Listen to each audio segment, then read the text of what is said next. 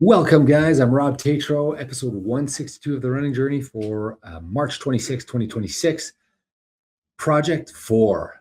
This has been so fun. I'm so jacked for this Project 4, guys. I can't tell you. Coaching is something that I think I'd always enjoyed. I always would enjoy doing. And this is our first little venture into coaching for Charlie and I. I've tried it in the past on a smaller scale, very briefly, kind of drafted an outline for my buddies Sil Bourgeois and for Marco when they were trying to do a half marathon, and it worked out well. They both completed their half marathon, but this is the first kind of real coaching that I'm going to be doing, that Charlie will be doing. And today's guest is a great guest. She's a huge Winnipeg ambassador. We've been trying to get her on this show for a while. Really, seriously, we've been trying to get her on. And she's humble, she's polite, she's kind, she's courteous, she's super awesome encourager of anyone on Strava and on socials. It's Jenn Sacco. So Jenn Sacco is our guest today. She's been trying to run sub 3:30. She hasn't quite been able to do it. She's come up short, I think 3 or 4 times. And now today we talk about the training plan that we're going to build for her. I'm going to be coaching her. It's exciting. I'm pumped.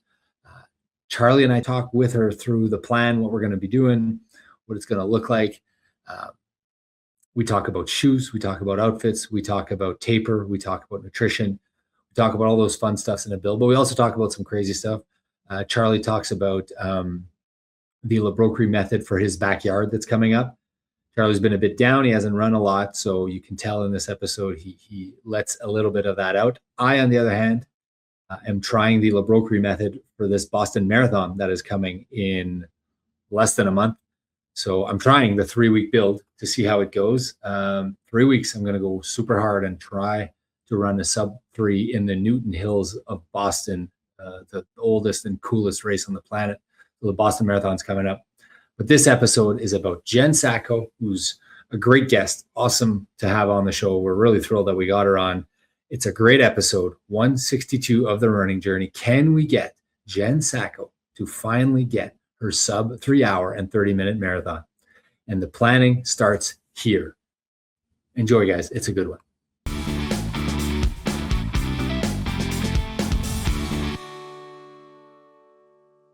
Welcome to the episode, guys. Welcome to The Running Journey. I'm Rob Tatro. It's my brother Charlie. Today we have a very special guest. Now, I looked up your Strava today, Jenn, because I wasn't sure if it would still say I hate winter or if it was going to say I love summer. But our guest today, Jenn I Hate Winter Sacco. Jenn, welcome to the show. Thank you. Thanks for having me. When do you switch from I hate winter to I like summer? As soon as I can handle it outside. I thought it was getting better, but it was very icy. It's still winter. Okay, well, we're glad. Next week, Jenn. Next week? Yes. Yeah. Good. Then we can do high mileage next week starts. Yeah. What was high mileage mean for you? High mileage now. 100-mile weeks are good. Okay, 100-mile weeks. Those don't ever hardly happen, but those are the best. Not kilometers, miles. Yeah. Okay. Wow. 4,000 miles last year. Am I correct, Jenn? No, the year before. That's always my goal, but last year I didn't reach it because I had a bad injury in the fall, so that right. That your October was a bit down, but you still ended up with a lot of months.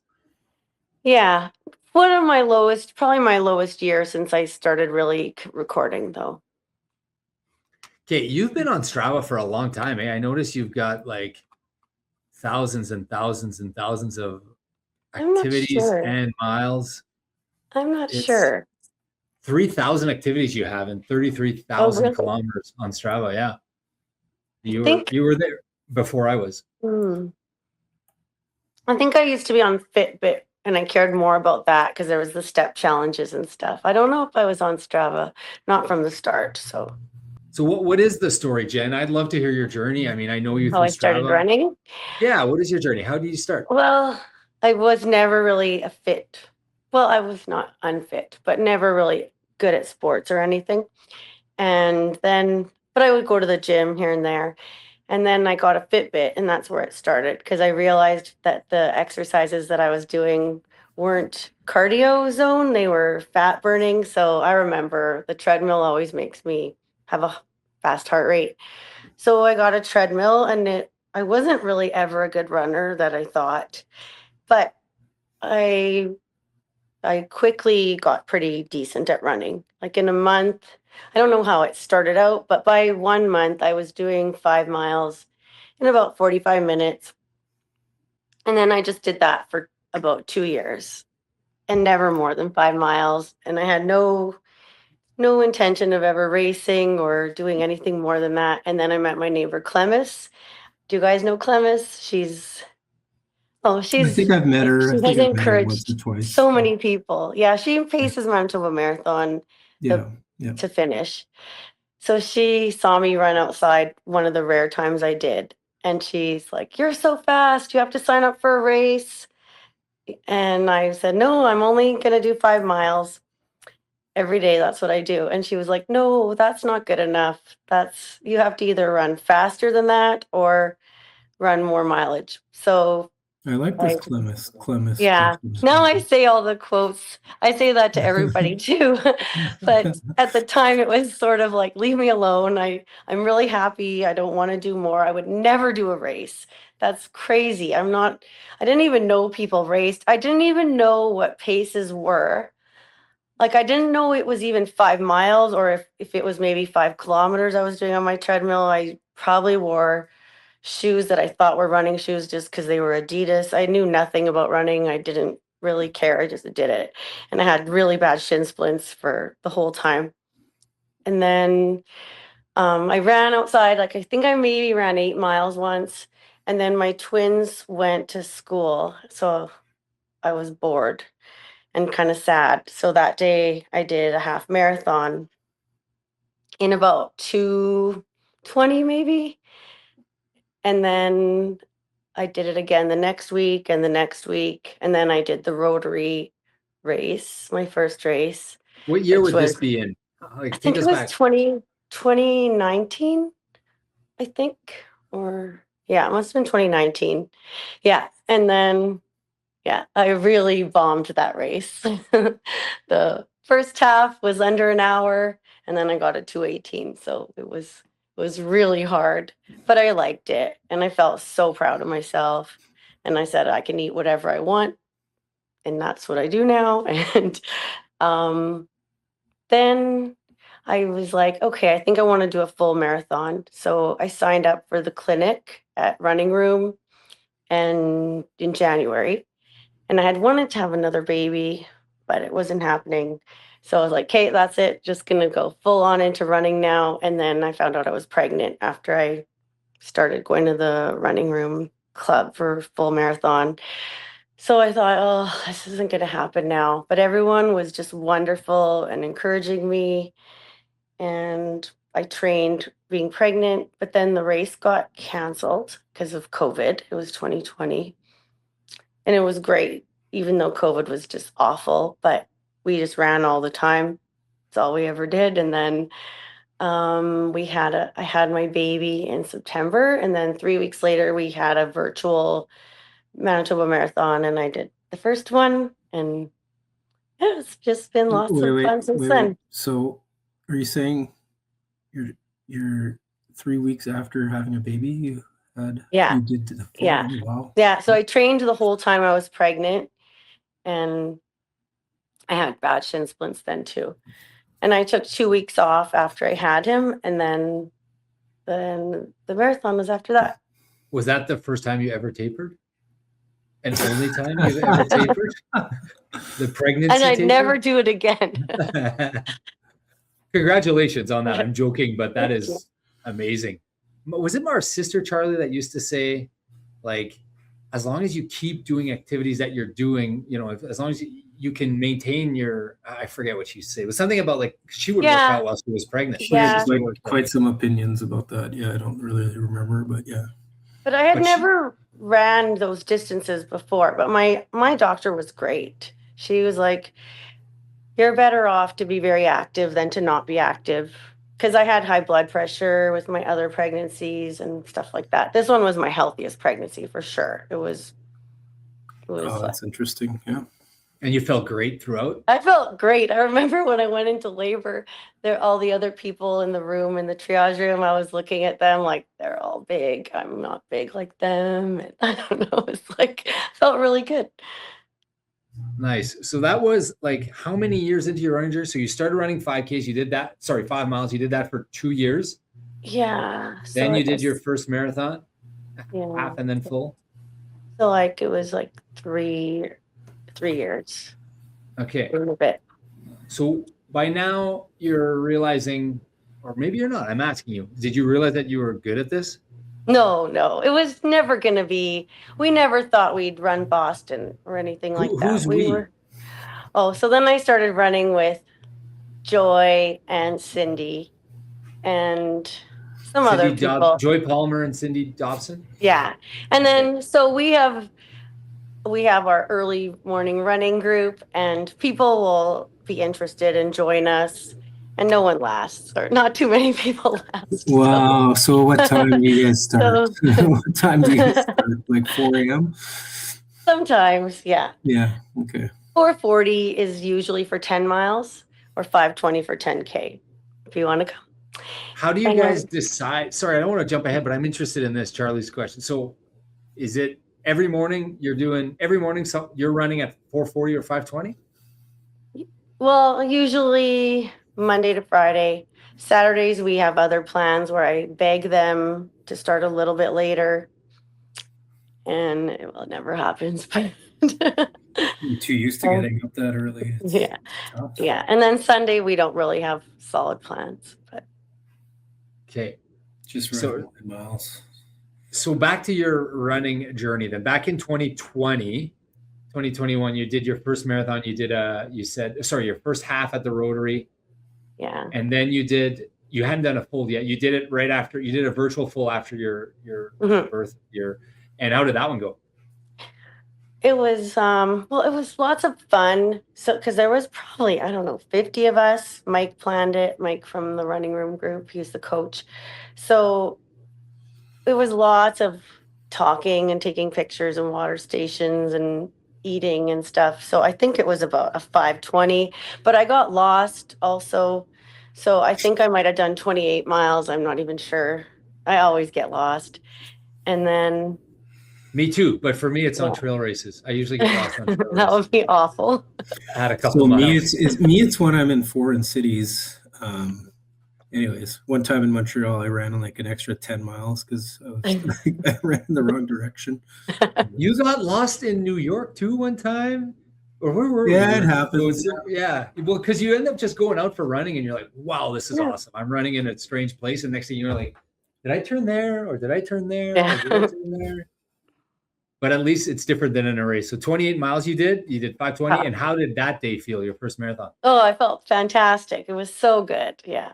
You knew you were at the right place. Yeah, but I never thought we would get fast. So then they had a virtual Boston in 2021. I think it was 2021. So you could get a medal and everything. So this is a 125th anniversary, I think. So we all signed up and we did it. And because we thought this is the only Boston medal we're ever going to get. And we got jackets and everything. And can I back up to your first marathon experience, the virtual one? Mm-hmm. So you did it kind of a social run. So it wasn't like, it was kind of easy for you. Is that correct? Or yeah. Yeah, it wasn't like this painful thing that marathons are sometimes. Okay, good. Yeah.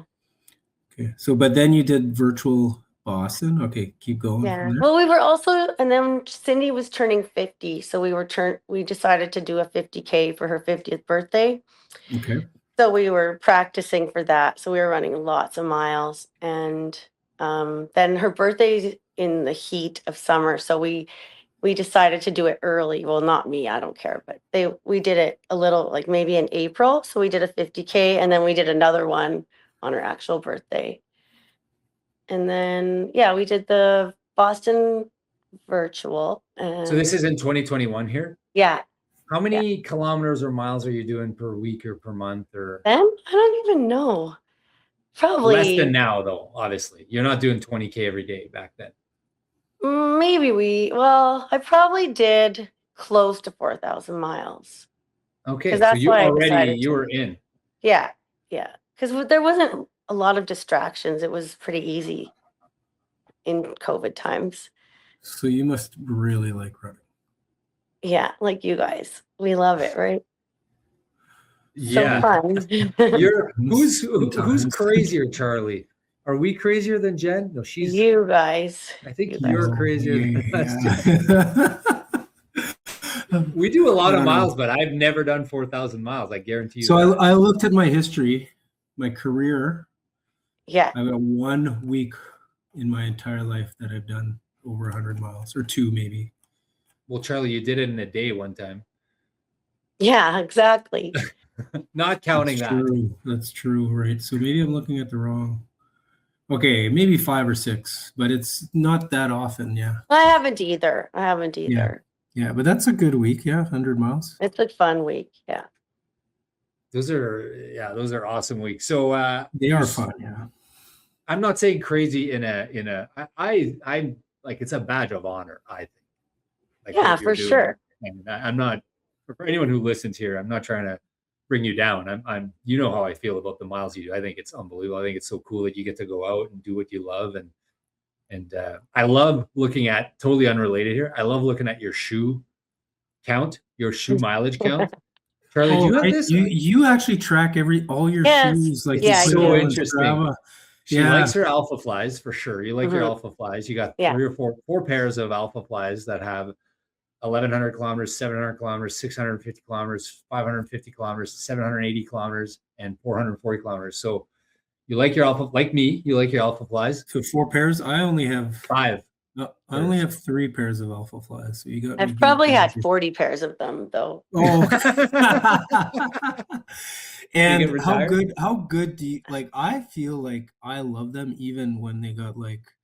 I have 1 pair that has 900 miles on Mhm. it now, and I still love them. So I don't know. Me Do you too. feel Like it? the ones I wore today on the treadmill, like 'cause on the treadmill, it doesn't matter. I just like the cushion of them. Those ones have a million miles on them.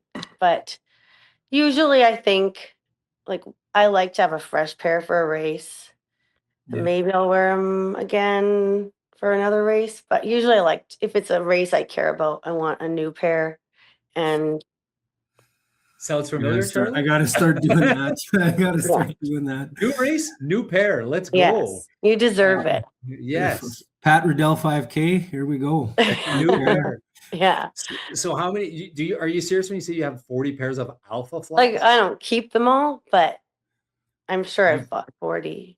Okay. Probably. So wait. more How of a many shoe pairs in addiction. total? How many pairs in total do you have? I thought I was bad.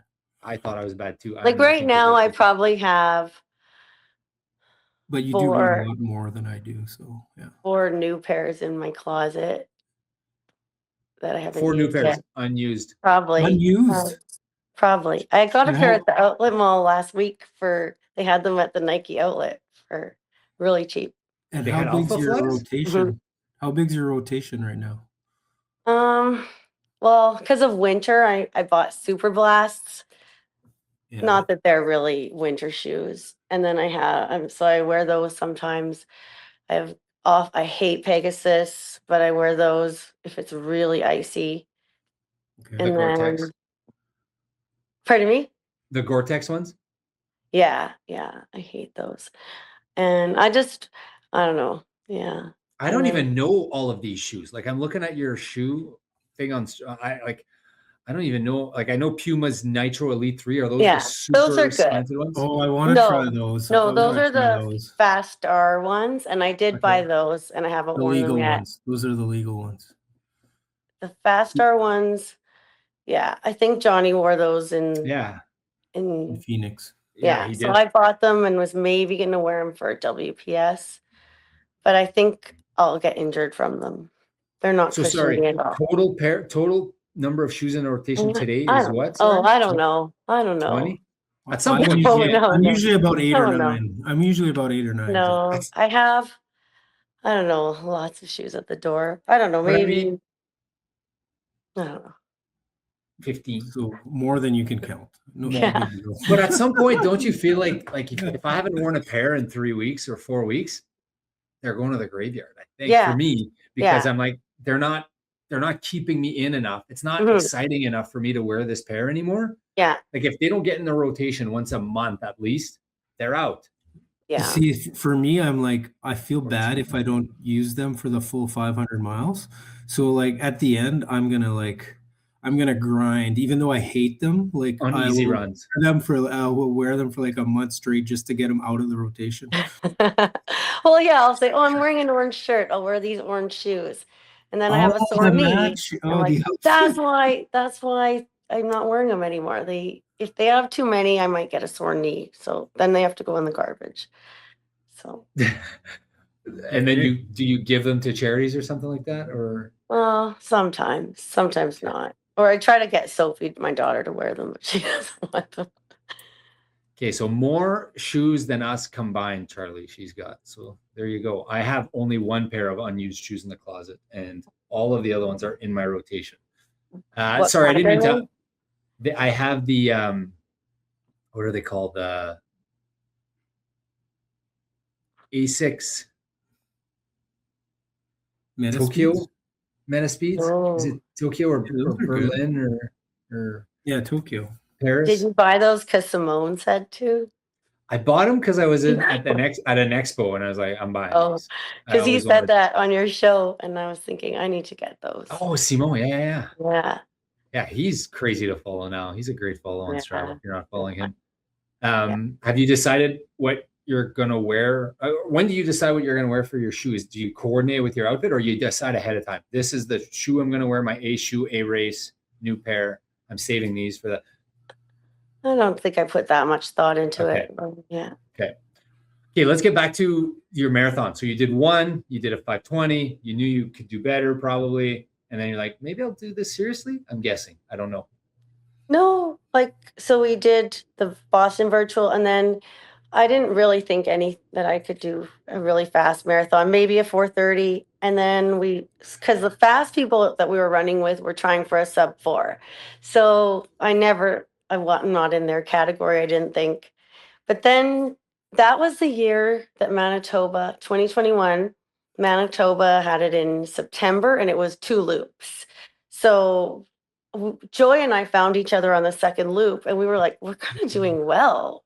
Maybe we'll go back. But we started running backwards to run with Cindy and Sean. And then anyway, we got, I think, a 4:03. So then we thought, wow, maybe we could do sub 4 one day. Is that the one you ran, Rob? Your first one? What year is that?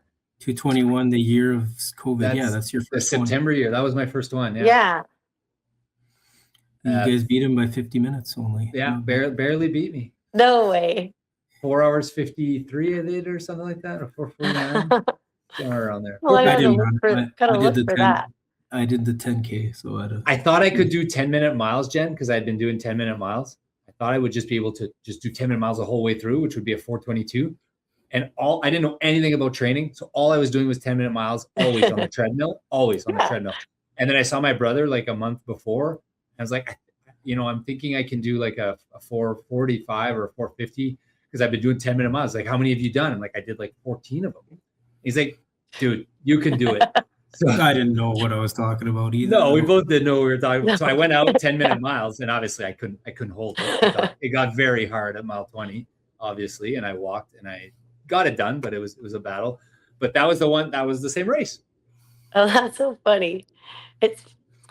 There's pictures. Sean and I were on the cover of the Free Press, the only people not wearing masks, so we always laugh about that. And that's right, the masks. Yeah, they wanted you to wear masks for that. Yeah, I think I remember you wore. I just wore it at the start line, and then but we weren't wearing it at the start line. Like, whatever, this is ridiculous. I don't remember that. I believe that it was a requirement. I just don't remember it. And then we found an old picture, and Jessica and Cindy are in the same picture. We weren't like together, but anyway. That's crazy, eh? So then 2022 comes around, and at this point, and then we're like, are you we're starting going to get know? BQs. We're going to get BQs. We were all ready for Manitoba Marathon. And then, so I needed a 350, I think. Yeah, I needed a 350 back then. And I was so confident. I had never, every race I ran that before that, like, whatever distance, I always did way better than I thought I was going to do. So I was very confident. And then, well, the police tried to stop us on, I don't even remember where that was, but I was like, no way, I'm getting Well, my that was the BQ. year it was hot. Yeah, got hot. Okay. And they were warning us. Anyway, yeah. So they said it was over. But I finished and I got an unofficial 3:48. Oh, So wait, When so they they didn't did not recognize it? recognize? no, only the halves or the people that I guess finished in an hour and a half or less got to count it. And that was so devastating for some people because we were all ready and like Can I Well, just, you did it in the heat and everything. Like, that's could crazy. you imagine, Charlie? Could you imagine you and I, like how obsessed we are about getting this? And let's say that was our first BQ attempt and we Yeah. got it and it was hot and it was a tough day and we overcame all the obstacles. They pulled the aid stations at the end, so you didn't even have water to drink. But there was and you like there get was it. so many polite people giving water on Wellington, and there was No, I lots of know support and Winnipeg is a showers great and town, yeah. but could you imagine not getting your BQ? Is what I was getting at. Like that would I be. know. I imagine that would be devastating. Yeah. And also people were mad that we didn't stop or that I didn't stop. So I couldn't even brag about it really because people were like, no one should have kept running. Well, we've had George on this show, our Project 4, and he told us he had his earphones on. He didn't even know the race was canceled. He Yeah, told us me that he finished his race and found out afterwards that it got Oh, canceled. he didn't find out till the end because the police physically grabbed me and said, it's over. You have to stop running. And I was like, well, why can't I? So people aren't allowed to run today? That's crazy. Okay, I'm not running the race. I'm just running. Like whatever. So I mean, we did a marathon in 40 degrees Celsius. yeah, exactly. Like, I mean, exactly. I And mean, I think, yeah. So about the heat, like, I think you could be careful and still, like, I don't know. I don't think it's a tough Yeah. call, but I don't know. I don't think you should cancel a race. I think the hypo is way worse. That's just, Oh no, I'd much prefer to run in the hypo than no way. the heat. Way prefer to run. No way. Oh, yeah. Then we all that day decided to sign up for Regina, which was in September. And And crushed it. that was a good race. That was the first Alpha Fly race. And so I wanted about like a dream would have been 3:45, but it's still same thing. I needed a 3:50 for my BQ. And it went so well because positive splits work so well. And I I got a 3:33. So I was ecstatic. Wow, 3:33. That was in 2022. Yeah. That's a great And time. that allowed you to qualify for which Boston Marathon? 2023, but I didn't do it because none of my friends got their BQ that day, and I didn't want to go by myself. Oh. And there was no buffer that year too. Is that the year we went, Charlie? No. Well, 2023 was like, it was a weird year because they had like double the, like, it was the year after COVID. I don't remember. There's something weird about that year. There was, not as many qualifying races, maybe. I'm not sure. When did we run it? 2024. 24 was the first time Okay. I ran it. Yeah. But my friend Tom had only missed it by 20 seconds. That's where we saw you in the airport that one time. Yeah. Yeah. And Cindy talked to your dad for like an hour. So you got your BQ, you didn't run it. Yeah. You beat your A++ goal by 12 minutes. So obviously you're realizing that this is fun and you're good at it. Yeah. It was such a fun race. So we all signed up for Chicago instead because we all qualified for Chicago after that. So then in 2023, instead of Boston, we did Chicago. Chicago's a fun race. Yeah. Well, no, it wasn't. What? 2023, I got my PR in Fargo. Then I paced Cindy at Manitoba to get her BQ. Wait. you got your PR in Fargo. What was the time? 3:30:02. Nice. 02. 02. Okay. Foreshadowing. So I was really Foreshadowing. happy for a while, and then I was like, 02. Oh, I couldn't have run 2 seconds faster. 3 seconds. Can I ask you about that last mile? I always used to think, how can someone possibly run like a 4 hours and 3 seconds, or 4 hours and 5 seconds, or 4 hours and 2? I used to think like that's absurd. Why didn't they just go faster? And then I ran my my last race here in Tokyo, where I had no idea what I was running. I was so delusional. I was working so hard. I couldn't keep track of time. I thought I was ahead of 3 hours, but I didn't know by how much. And like, did you have that experience, or did you kind of know you would just miss it and you pushed hard at the end, or were you just not aware? I wasn't really going for 3:30. I was just going for a PR. So you were satisfied? Yeah, I was satisfied till I really thought about it. So Rob, do you not put elapsed time on your watch when you run a marathon? I do have it. Yeah. Now I feel like an idiot. I had it in Tokyo. I had it on a different screen, but yeah. Or maybe I took it off and I put I know this sounds absurd, but it felt like so much energy just changing the screen. And I know. But yeah. I failed at obviously keeping track. Like, one of the things you have to do in a marathon is track your time a little bit. Well, I mean, Rob, if every race went perfectly, you would never learn anything. So yeah, I will make sure in Boston, Charlie, that I have elapsed time on my race, and I will not make this mistake again. I won't have to. It's not like other podcast host Carolyn Coffin, who's running without a watch. I know. It's crazy. I thought of doing that for LA. I thought of actually doing that for LA. I was like, I'm so out of shape. Really? I should just do it by feel, like, because I was unsure about the pacing and the hills and the heat. I could never do that. Oh my gosh! I secretly feel like trying. I feel like I could do decently that way. I think you guys are really aware of how fast you're running, and you wouldn't even need a watch. You'd be like, oh, you could probably guess within seconds of how fast you're running. I have no idea. I doubt that for some reason, Jen. I seriously have no idea. Don't have enough miles under your belt. Yeah. More experience. Okay, so you ran Chicago, you paced, you did your BQ.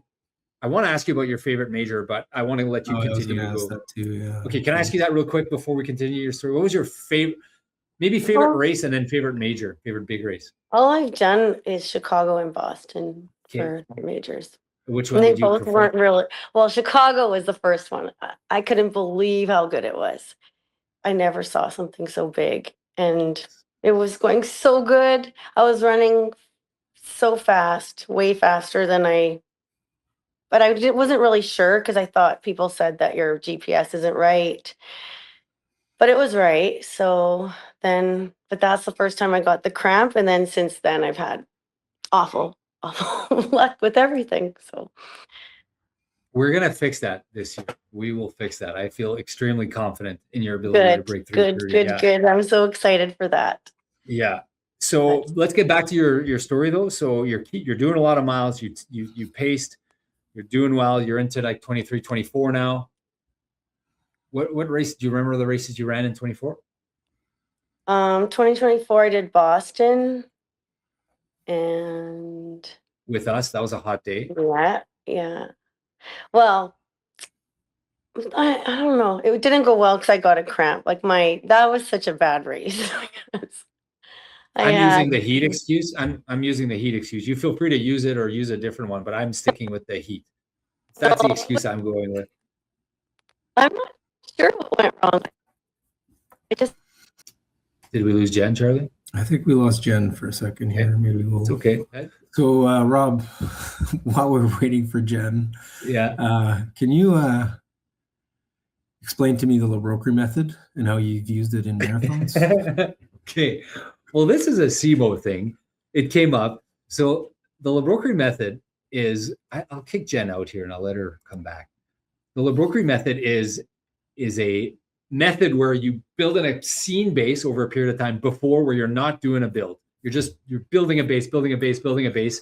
You take 2 or 3 hard weeks off, completely off, and then you go hard for a 2 to 3 week build right before the race, and then a 2 week taper. So it's big base, off time to let your body recover, and then 2 to 3 weeks of build. It's worked really well for me. I've done it twice. It worked really well in Chicago last year. It worked in Tokyo, and I'm attempting it again in Boston. To be clear, it's tongue in cheek, guys. I don't want anyone to tell me that, Rob, you would do a lot better doing a 12-week build. I'm aware. So I feel like I'm a perfect candidate right now for the Broquerie method, but in the context of a backyard. So how does it actually apply for a backyard? Okay, so the Broquerie method, that's okay, Jen. I'm just finishing up a little chat with Charlie here. He's asking me about the Broquerie method for the backyard. So I think for the backyard, you've actually may have nailed this perfectly, because you did, what did you do? You did 2 weekends there where you did 20 yards. Am I mistaken? Each weekend? I got a couple 100-mile weeks in. Yeah. So earlier on the pod, you said you'd never done 100 miles, and early in the same pod, you're realizing that you have done 100-mile weeks, but that's okay. So you did a ton of miles for the backyard. You built that. You then went out and switched and tried to build. So you have the deep base for the backyard. Yeah. Now you did London Marathon. You wiped yourself out. You're going to take 2 weeks off. You're not feeling like running. I did nothing for 2 weeks. Yeah, I did nothing. You ate a bunch of Oreos and chocolate chip ice cream, and you did all that. And now you're going to line right into the backyard. Now, today, you're probably feeling like, maybe I could go for a run. It's been 2.5 weeks, two and a half weeks. You're going to do a little bit of running. You're going to go train for 2 weeks, Charlie. And you're going to take a 1 to 2 week taper, and you're going to crush this backyard. You're going to do the Broquerie method for backyards. You're the perfect candidate for it. You're the perfect candidate. I'm going to do it for the Boston Marathon. You're going to do it for the backyard. Perfect. You have the base. You have the base. You recovered. Now you're going to get back. You're going to do I don't know what your weekend looks like. You're going to do like 12 yards or something next weekend? Yeah, do a few. We'll see how the ankle feels. But let's get back to our guest, maybe. Okay. I appreciate that, Rob. Yeah, you're going to crush this backyard. Jen, you were saying. Race? Oh, sorry. No, it's about 4 weeks from now. 4.5 weeks. Yeah, 4.5 weeks. It's 4 days after Boston, so that'll be. It'll be two weeks of hard training and then 3 weeks of taper. And it's when you say 2 weeks and 3 weeks of taper, the taper really is 3 weeks less a day, because you're actually working out on that T-minus 21 days, right? Yeah. I just you get an extra. I want to do a big taper for this one because it's a lot of miles. So. Yeah, like you've been working hard the last 2 weeks. You should taper. That's I mean, I ran once. It was great to see you on Saturday, Charlie. It was awesome to see you running. As much as you were. So, Jen, Charlie was kind of saying on Saturday he came out to Run Club and we hadn't seen him. I was very grumpy, though. I don't know. But he wasn't. He says he was grumpy, but he actually wasn't. He was like, I think he was happy to be out. I think he was. Shorts on. I saw in the picture. That was great. Yeah. No, it's getting warm out there, Jen. Mm-hmm. So Charlie was booting, but he wasn't. And Phil was leading. And I'm so thankful that Phil leads these runs, so I don't have to think about it. And just a little bit of chirping from the peanut gallery in the back. Do you guys chirp? Yeah, how do you guys do Do you ever chirp the leader on a run? Yeah. Do you chirp the leader of the run? Yeah. Like, oh, why did we turn there? Why didn't we cross? Yeah. Everyone's so mean about if it's icy, like I have control over that, or are you usually the one that is leading? Or we have kind of routes we do, but Cindy is great at making maps. And then if I make a map, she'll go, oh, like, did you mean to take us through this parking lot here? And I'm like, who cares? Like, that's the Charlie. That's the Charlie. Why are we going? Why are we going through this 3 feet of snow here? Interesting choice, Phil. You thought this would be better, eh? Okay, cool. Yeah. And do you? Some people are good at that. I'm not, so it's fine. Yeah. But you're like close with obviously these people because you run every single morning with a group. Do you not? It's so fun. Yeah. Tell me about the social aspect of your running. How important is it for you to run with people? I just love it. I love it so much because I don't like getting up at that time of day, but it's just fantastic. And the people I met, like today, there was so many of us at Pembina. It was the best. And then we went for breakfast after. And I was thinking, I was just so lucky to be here. like we're with Bob Cox, the publisher of the Free Press before, and I never would have been with him if it wasn't for running. And I don't know, it just everyone's so nice and interesting and supportive, and no one's competitive. It's just great. I love I'm We it. were the competitive best with group. Bob Cox Like when I'm in the same race with Bob. I want to beat him. I want to Kidding. beat Bob Cox too. he is so funny. He's like Yeah. he's in the 60s, I think. So if Such a legend. I should have a 65, chance. yeah. 65. Wow. Mhm. Yeah. I So remember I the look- first time I saw him was at a race, and I didn't know who he was. And it was Patrick Riddell. And I was like, oh, I just got a 5K PR. We were together. It was a 10K race because he does a big negative split. He was still slow like me. And he was like, that's so nice. And I didn't know what kind of who he was, what a legend, what a great runner he is. And then I was laughing at it after. He's always positive. Every time I talk to him, he's always Yeah. got good things to say. Yeah, shout out to Bob Cox. But I mean, I look at your Strava, and I don't know. I'm guessing your Instagram and your Facebook. I don't know what they are, but it's like littered with you on group runs with Winnipeggers, and I absolutely love that. So, do you like? Did people just tie themselves on and they hear about it, they see it, and they go, "Hey, can I join?" Is that kind of how the group grows? Yeah, pretty much. And then And Bo some and come- Ming will post a big thing, so I'll come to some of their runs. And I've gone to different groups before, so sometimes we pop in again. But I have my main people. Nice. And And how's do your you- schedule like? Like, is it do you do one run a day or more? I like to do one, but if I need a bit more, I might do a second one, like today. It's like heroin. It's like heroin for Jen. If she needs another hit, she'll go to the treadmill. But that's like more like it'll be like low grade heroin. I just don't think it's as effective because last winter I ran with Ming a lot indoors at Active Living Center, and it doesn't open early enough in the morning to get all the miles we wanted. So we were going there twice a day, and I feel like it wasn't good for fitness compared Sure. to doing all the miles together. Charlie, have you ever explored that doing 2-a-days? I know Tristan and all the elite athletes do it, but I've never tried it. Have you? I mean, I've done lots of days with 2 workouts, but never 2 running. Right. It just seemed like we were getting way more tired in a half, where if we're used to doing almost a half a day, and then instead we were doing a 6 and a 7, then when we would do a 13, it was weird. It was just, we weren't as fit, I don't think, from doing that. Yeah, there's probably something. I mean, obviously there's something to it, but there's probably something with timing and nutrition and sleep, and that you got to coordinate it well. I think the idea of doing doubles is once you've got your 7 runs a day and you want to increase volume, it's better and you don't want to burn yourself out. You'll burn yourself out less by doing a double than just adding mileage to an already long run. Yeah. So I think that's the idea usually, to get doubles, but so that's why like Tristan and Johnny do them. Johnny, my nemesis. He's so fast. I'm never going to catch that guy. I'm never going to catch him. He's so fast. Oh, are you going to have another challenge this summer? Yeah, we have to line that up. We should probably do our contractual obligation, Charlie. Yep. They're much better runners than we are. Let everyone know that Johnny and Carolyn Kaufman are much better runners than we are, and they won the Mike Check Relay because they're faster than us.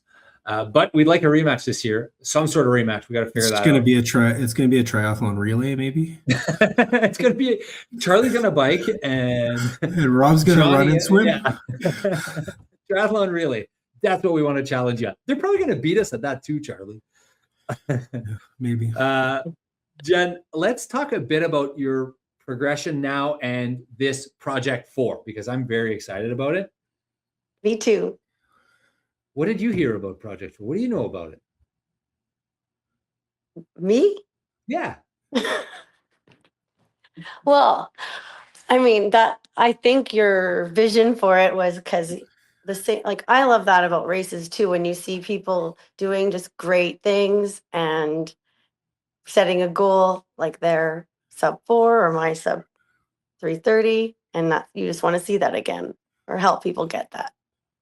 Yeah, to this day, like one of the greatest days of my running year last year was the half marathon I did with Jamie Bourgoin and Ben Cavier. Those guys had never broken 2 hours, and it was just an absolutely epic day. And I paced them, and it was so fun, and I got so much out of that.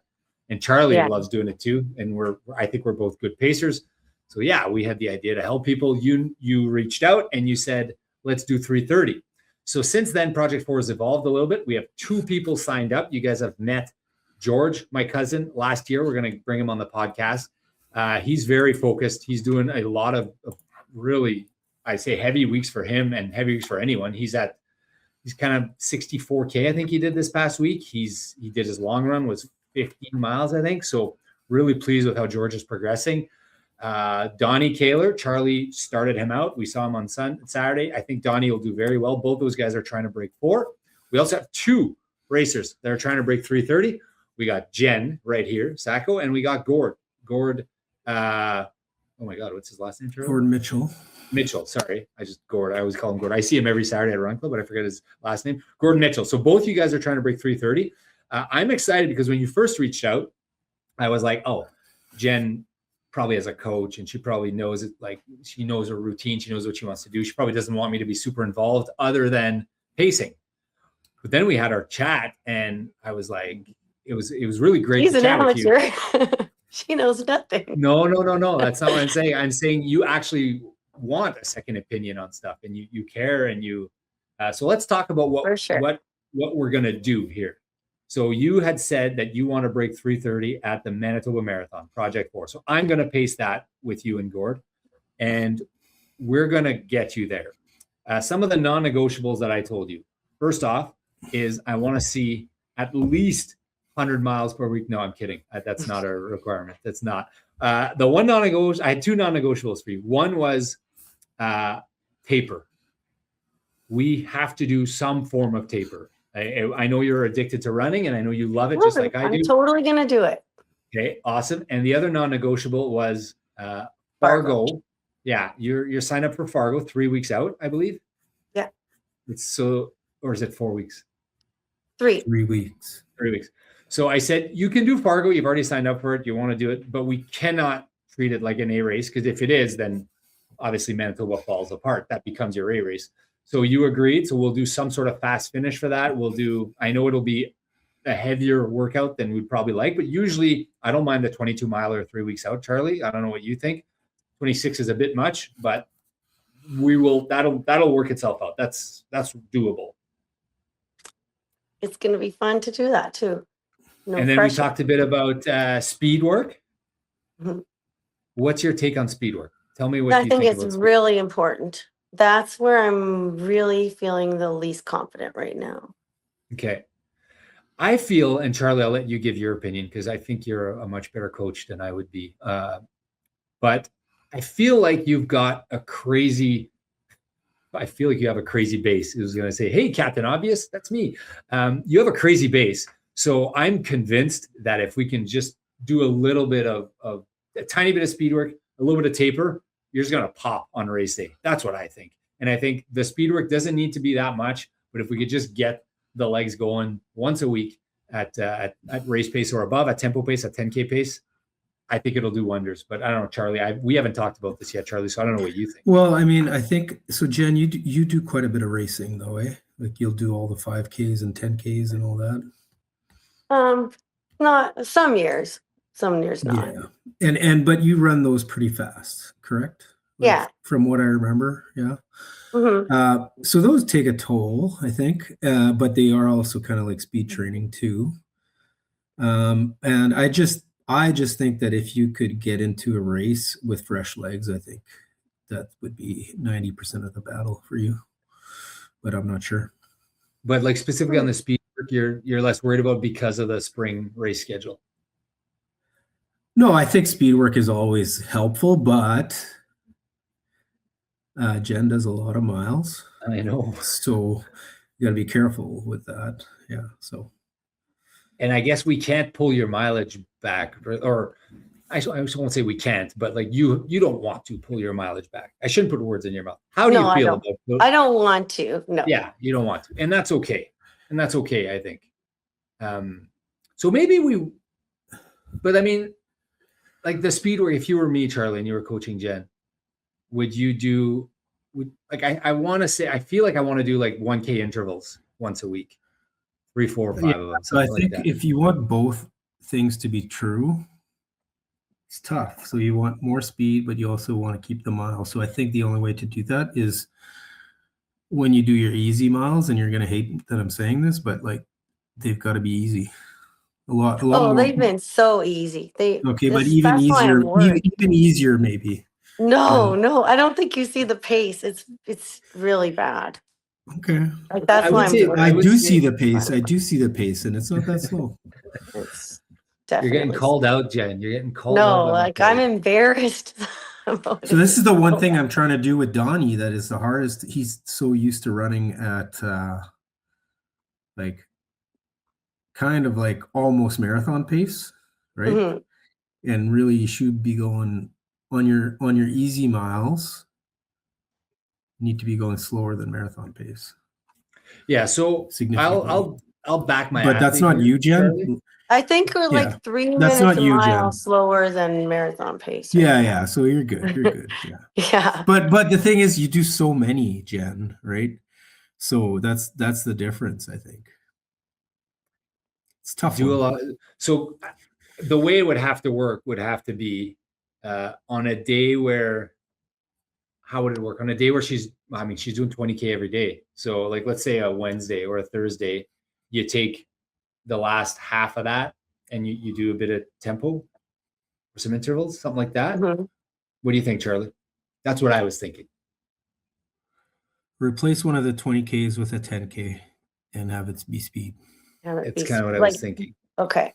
So you're going to lose 10 miles a week there, 10 kilometers a week. 10K. Of course. Sure. Whatever you want, whatever you suggest, I'll do. Wow. That's okay. So that's kind of 3 things that we're going to modify Mhm. potentially. And well, I'm not done though. There's a few more modifications. And I noticed on your run, you said you took 2 gels. So that's one of the things we're going to work on is Yes. you've had a hard time with nutrition on your run. Like I'm being so fussy lately.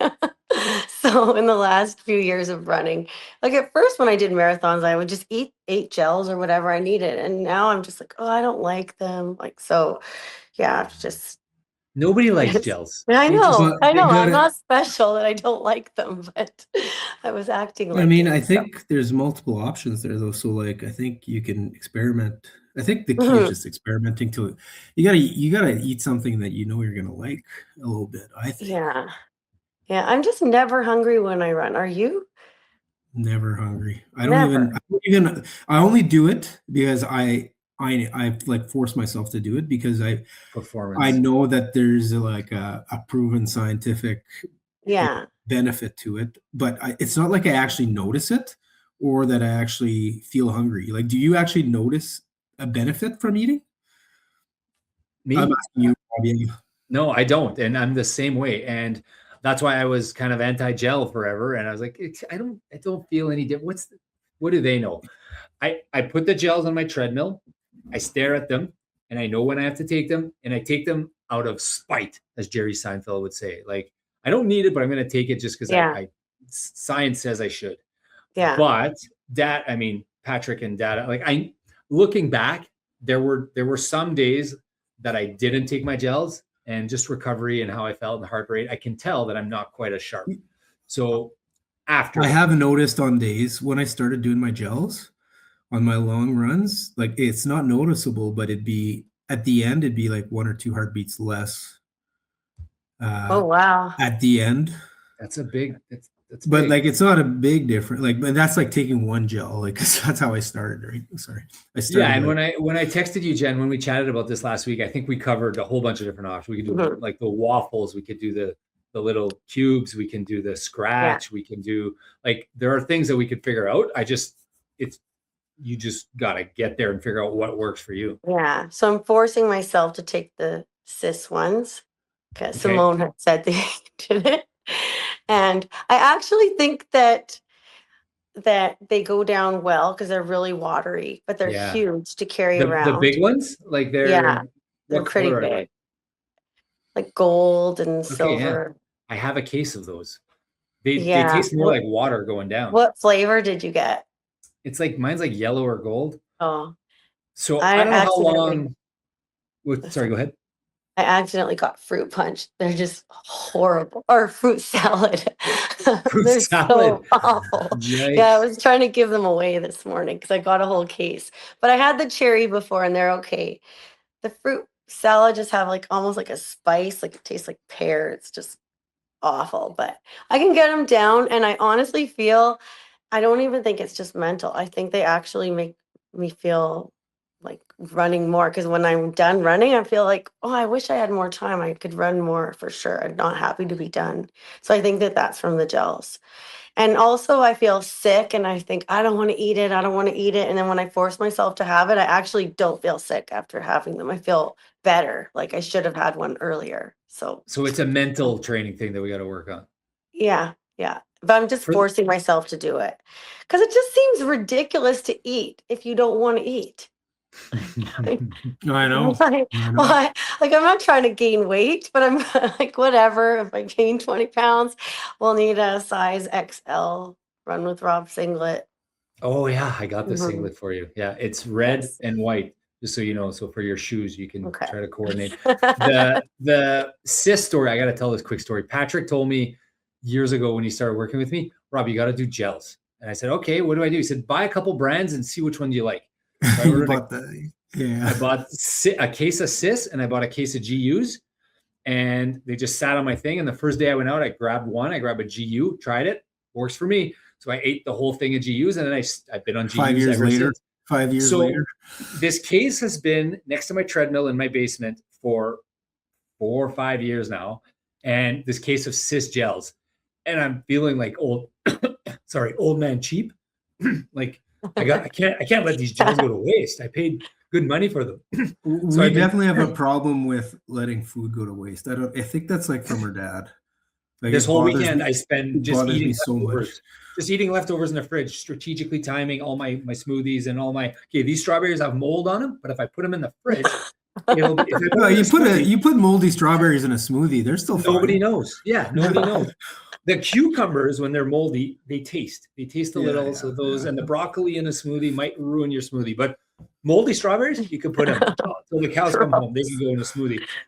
So these gels have been sitting in my inventory of gels. And I've been saying, I gotta eat these gels. This is absurd. So I've been mixing them in 1 or 2 per, because I don't want to like mix up I've been mixing them in 1 or 2 per long run just to get them through. So I've been tasting the sisses for the last couple of weeks, and they're liquidy. They're like, but I mean, that would be a lot of volume to carry. But how many grams of carbs? Oh, no, I think they're 1.5 times or something like that. Or I think they're 50, 45. I'm not sure. Yeah. Might be almost 2. Might be almost double. They're much bigger, but anyways. But have you ever tried the GUs, Jen? Yeah. Okay, and they don't work, or they work better? Well, I'm just sick of all the flavors of those. I just can't even look at them anymore. Birthday cake, salted caramel, mango. Yeah, I've only had 3 flavors. Yeah, because you're like me. You buy a case and then you stick the blackberries. I've used the blackberries forever. The 40 mg caffeine. 40 mg. Yeah, because they're on sale on Amazon. And then hydration. Did you? I vaguely remember you telling me you don't drink water much. No, I don't like to, but that's definitely a huge problem of why my legs do this cramping thing. So I bought the Tailwind. I don't really know what to do with it. No, I didn't try it yet. Okay, so mix it. And what I told Jen, Charlie, is like when we do our Ironman, we mix 6 or 7 scoops in a thing. Now, obviously, you're on the bike; it's a little different, but you could certainly mix 2 or 3 scoops of Tailwind in a little 300 there, and that would be like three gels in a 300 ml water. Is that bad advice, Charlie? Do you carry any water, Jen, when you run a marathon, or no? No, I actually did in Fargo last year, and then with the bladder, and then as the bladder emptied, the backpack got small, too big, and I had my whole back was a blister. It was just so bad. So I kind of feel like I don't like carrying No, it's in a like- marathon. No, it was an option if the gels are not possible. As a secondary option. Yeah. yeah, Like, because you Oh, could I carry. thought that was like a pacer duty to carry my stuff. Oh, No. I'll carry Oh. it provided you're at peace with the time. If someone hands you a water bottle for carbs, some might say that's cheating. I don't know. I was kidding. Okay. The thing. Okay, so I'm excited about this. I'm excited because I'm going to force you to drink water on race day. I'm going to force you to take carbs on race day. I'm going to force you to slow down in your first half on race day, and you're going to end up getting like just the force of the taper. If I just do those 4 things, Charlie, I think Jen's going to run like a 2:23 or something. Pacing. Sorry, 3. Yeah. Pacing will help. Taper will Taper. absolutely help. And water and nutrition, all of those will help. Yeah.